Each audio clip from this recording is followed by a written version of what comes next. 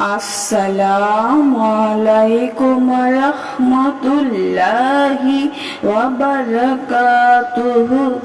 সুপ্রিয় সম্মানিত দর্শক শ্রোতা, আশা করি মহান রব্বুল আলামিনের দয়ায় আপনারা সকলেই ভালো আছেন। সুপ্রিয় সম্মানিত দর্শক শ্রোতা, আজকে হযরত আবু হুরাইরা রাদিয়াল্লাহু তাআলা আনহু থেকে একটি ঘটনা বর্ণনা করব।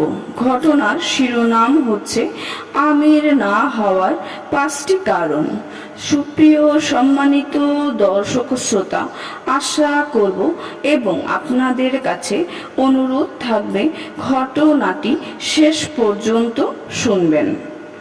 আমিরুল মুমিনিন হযরত ওমর রাদিয়াল্লাহু তাআলা আনহু একদা তার খেলাফতের জামানায় হযরত আবু হুরাইরা রাদিয়াল্লাহু তাআলা আনহুকে কোথাও আমির নিয়োগ করতে চাইলে তিনি তা গ্রহণ করতে অস্বীকৃতি জানান। হযরত ওমর রাদিয়াল্লাহু তাআলা আনহু বললেন, আপনি আমির হতে অস্বীকৃতি জানাচ্ছেন, অথচ হযরত ইউসুফ আলাইহিস সালাম আপনার থেকে শ্রেষ্ঠ। তিনি নিজেই আমির হওয়ার ইচ্ছা প্রকাশ করেছিলেন। এই কথা শুনে হযরত আবু হুরাইরা রাদিয়াল্লাহু তাআলা আনহু বললেন, হযরত ইউসুফ আলাইহিস সালাম ছিলেন নবীর পুত্র নবী, আর আমি হচ্ছি উমাইয়ার পুত্র আবু হুরাইরা।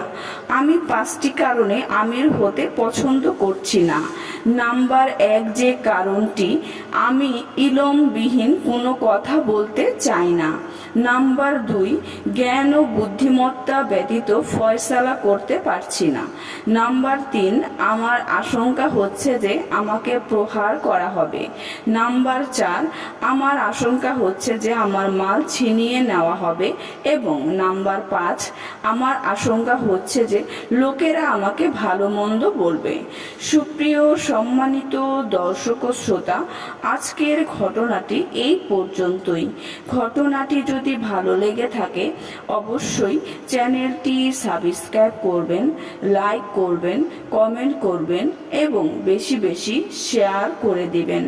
সবাই ভালো থাকবেন। আল্লাহ হাফেজ।